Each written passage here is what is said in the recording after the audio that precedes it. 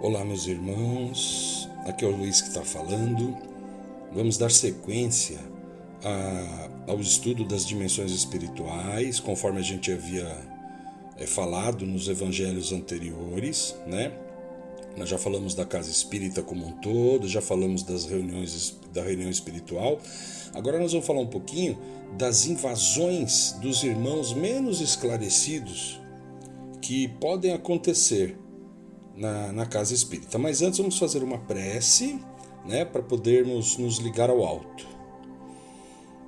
É com os nossos corações elevados a Deus e a Jesus que vamos rogando a eles todo amparo e proteção para os estudos da noite de hoje, do dia de hoje. Que o Pai permita que possamos conversar sobre o tema escolhido da melhor maneira possível, da maneira mais simples, e que todos possam raciocinar, ter essas mensagens, essas ideias na sua mente e que possamos colocá-las em prática, sabendo nos cuidar, sabendo manter o nosso equilíbrio nos trabalhos de uma casa espírita. Que Jesus nos guie nessa empreitada. Graças a Deus. Então, meus irmãos, quando a gente fala de invasão espiritual, de agressão espiritual, nós sabemos que toda casa espírita está sujeita, né, a sofrer influências negativas desses irmãos que ainda não estão adeptos do bem, né? Nós sabemos que no plano espiritual existem muitas criaturas que ainda se regozijam no mal, não querem evoluir, não querem seguir em frente, enfim. Acham muito difícil, muito complicado, e aí eles preferem ficar na inércia, né? Nessa inércia negativa. Isso pode acontecer numa casa espírita? Pode. Recomendo, inclusive, fazendo um parênteses, a leitura de um livro, se não me falha a memória, de Emmanuel Cristiano, o autor, Aconteceu na Casa Espírita, porque é uma das maneiras da casa espírita ser influenciada negativamente. Nós sabemos que os trabalhadores de uma casa espírita formam, cada um somando o seu trabalho, somando o seu jeito de ser, seu jeito de pensar, formam um feixe, como se fosse um cabo muito grosso. Mas esse cabo é formado por vários feixes, por vários cabos menores. E esses cabos menores são os trabalhadores, que quando juntos conseguem um cabo mais fraco, menor, juntando-se a outros, formar um cabo maior, mais duro de ser quebrado, mais inflexível, porém resistente. E o que acontece em via de regra é que nós, trabalhadores encarnados, por uma série de sentimentos, vaidade e outros sentimentos que não são muito legais, nós acabamos, dentro do trabalho da casa espírita, nós dando abertura, brecha, né, oportunidade para esses irmãos nos influenciarem negativamente. E isso é feito por parte deles com muito zelo, o que torna às vezes imperceptível. E isso pode, um feixe desse ficar quebrado, pode influenciar outro, e a coisa vai degringolando, e esse cabo, que é a união do trabalho desses trabalhadores, acaba ficando fragilizado. E isso pode reverter, né, na decadência moral da casa espírita, prejudicando os trabalhos, prejudicando toda a assistência, enfim. A gente sabe que isso pode acontecer, por isso da nossa vigilância, né? Nós temos que estar vigilantes o tempo todo, principalmente os trabalhadores de uma casa espírita. E para elucidar isso, existem várias formas, né? Eu não vou ficar entrando aqui em detalhes de como aconteceu já em outros lugares, ou que a gente tem os relatos nos livros, né? Mas eu estava lendo Nos Bastidores da Obsessão, de Manuel Filomeno de Miranda, e o Miranda conta um caso com José Petitinga, né? José Petitinga, um espírita que deixou muito, fez muito pelo trabalho da divulgação do espiritismo, inclusive o principal fundador do centro da Federação Baiana da Federação Espírita Baiana. Ele fundou a federação com outro nome, depois passaram para a Federação Espírita Baiana. Ele era conterrâneo, inclusive, de Manuel Filomeno de Miranda, né? Eles trabalhavam juntos, né? E Manuel, como nós sabemos, é um espírito de hierarquia muito elevada, que escreve por Divaldo Pereira Franco, né? E ele tem excelentes livros na área da obsessão, desobsessão, consequentemente, alguns que citam essa influência negativa, porque via de regra a influência se dá na casa espírita através de obsessão, mais especificamente a fascinação, porque o médium fascinado é aquele que não percebe que está tomando o caminho errado, porque essa obsessão é muito sutil. Então, por isso da vigilância, da importância da vigilância do médium. Mas enfim, eu vou tomar a liberdade de ler aqui o que Manuel Filomeno de Miranda conta que aconteceu justamente com José Petitinga numa palestra que ele estava fazendo lá no começo do século e que ele foi abordado por um irmão mediunizado e obsedado. E aí eu vou ler para vocês para a gente ver, porque em relação à influência da casa espírita, a gente sabe que acontece, não tem muito que ser dito, a não ser o fato de que nós temos que ser vigilantes. Mas o caso que aconteceu com Petitinga, a reação do Petitinga e o que ele falou nos traz muitos ensinamentos, porque ele era considerado um espírita de ordem grande, né, muito conceituado, com muito conhecimento, mas, ao mesmo tempo, em virtude de todo esse conhecimento, mostrando muita humildade, muita serenidade, né?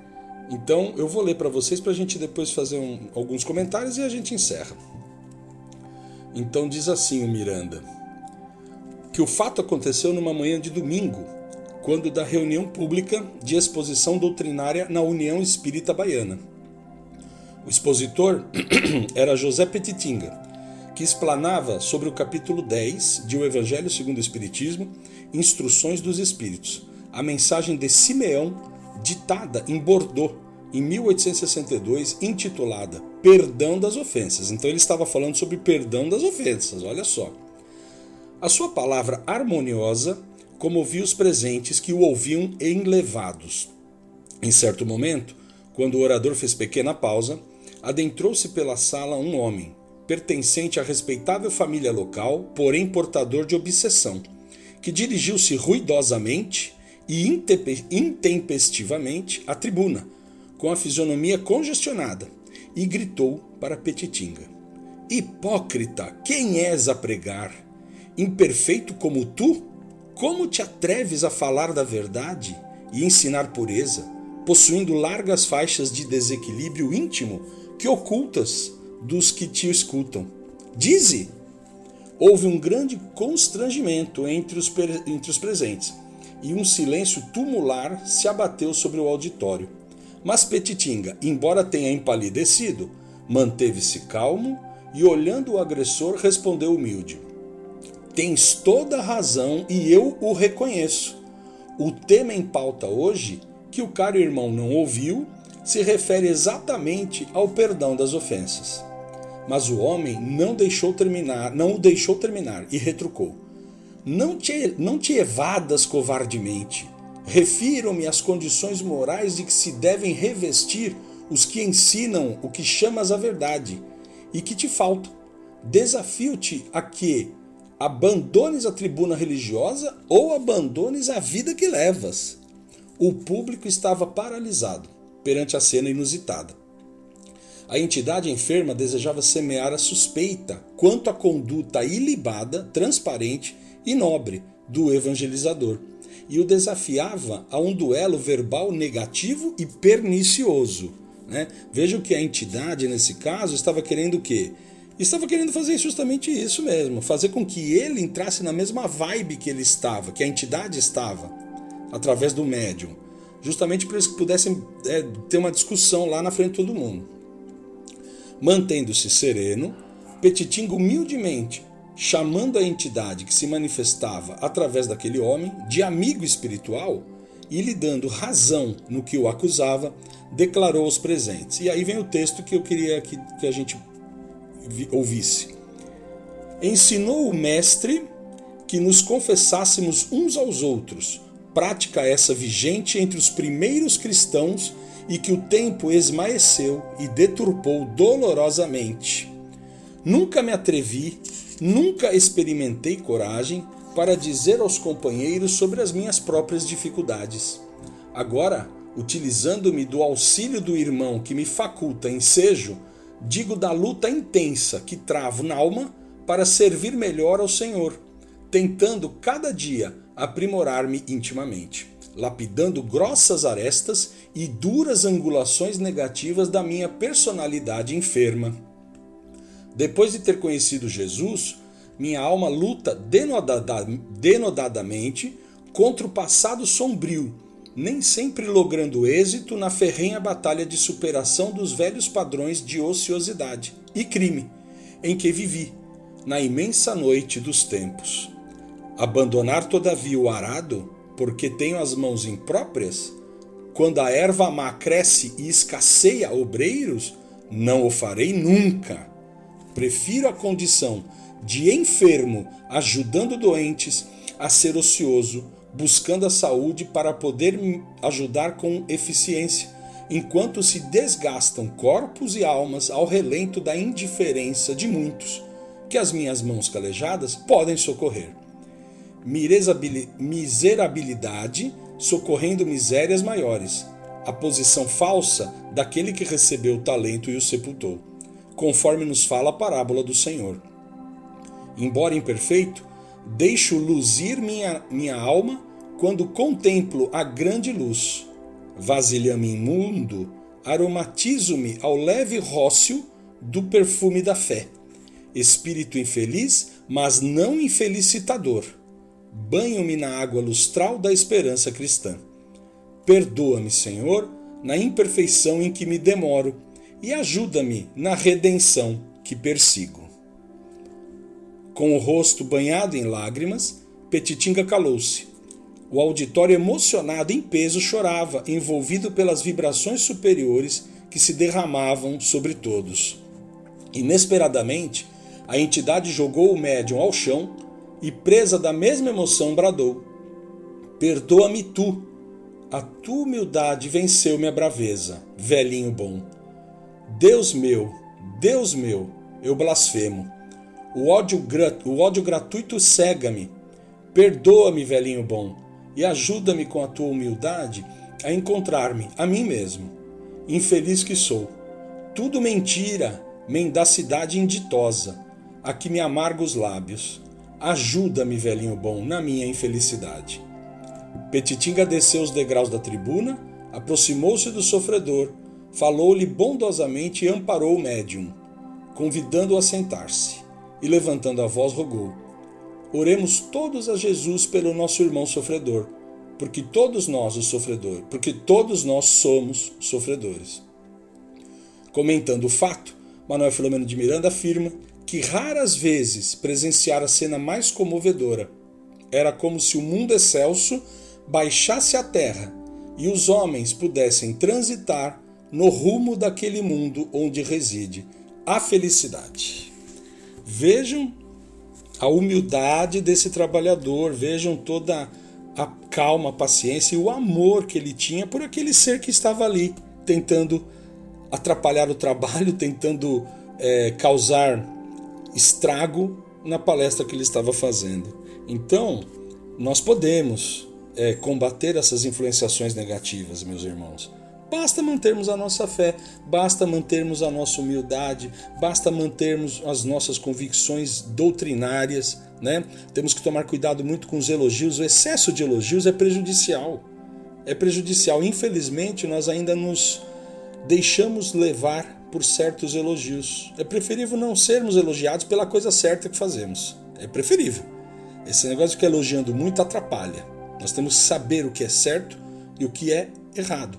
Os espíritos superiores, eles não vêm elogiar. O que a gente faz de certo é nossa obrigação. É nosso dever. É muito raro um espírito superior se manifestar num trabalho mediúnico para fazer elogio. Pelo contrário, normalmente eles se manifestam para puxar a nossa orelha. E mesmo assim eles ainda fazem de uma maneira muito sutil, muito amorosa. Mas para quem é bom entendedor, meia palavra basta, não é isso? Então é isso. Sobre a influenciação negativa que então nós podemos receber, que a casa pode receber, é sempre através dos trabalhadores, né? Então que nós possamos sempre estarmos com Jesus na nossa mente e buscando sempre conhecimento. Nós temos que achar que nós sempre precisamos de mais conhecimento, de mais auxílio para poder auxiliar. Veja que o Petitinga fala, eu sou um enfermo, mas que estou ajudando a enfermos, né? Então, essa era a ideia, né, de passar hoje esse bate-papo. Eu achei muito bonito esse texto, achei muito prudente quando a gente fala de invasão espiritual, de agressão espiritual, de perturbação espiritual na casa, né? Esses irmãos que tentam sim o tempo todo prejudicar o bom andamento de uma casa espírita, de um núcleo espiritual, né? Então era isso, que possamos fazer as nossas reflexões. Esse texto está no livro Nos Bastidores da Obsessão, de Manuel Filomeno de Miranda, de psicografia do Divaldo, né? Eu disse que a gente sempre ia tratar de assuntos desde que através da rica literatura espírita, e a literatura é a melhor arma que nós temos, é a melhor ferramenta que nós temos para a gente poder aprender e crescer. Ok? Então, vamos elevando o pensamento a Deus, nosso Pai, e a Jesus, nosso Mestre, para agradecer pela oportunidade de aprendizado do dia de hoje. Obrigado, Pai. Obrigado, Jesus, por termos tido a oportunidade de conversar sobre esse tema, de elaborar algumas referências a esse tema, e que possamos, Mestre querido, contar sempre com o apoio dos trabalhadores do espaço para que sejamos sempre um feixe inquebrantável dentro da casa espírita, pois assim a casa cresce. A casa crescendo, os assistidos são atendidos na sua plenitude, sejam eles encarnados ou desencarnados. Obrigado, Pai. Rogamos a Ti que abençoe a todos nós, que abençoe a este planeta, que o Seu Evangelho possa se tornar, em breves tempos, a norma de conduta de todos desse planeta Terra. Que assim seja, graças a Deus e graças a Ti, Jesus. Um grande abraço para todos vocês, meus irmãos. Até a próxima. E espero que a próxima seja ao vivo e a cores, né? Quem sabe, estamos fazendo figas para isso. E que Jesus, o nosso mestre, o nosso governador planetário, nos abençoe sempre. Que assim seja. Um grande abraço e até. Um grande abraço e até. Um grande abraço e até. Um grande abraço e até. Um grande abraço e até. Um grande abraço e até. Um grande abraço e até. Um grande abraço e até.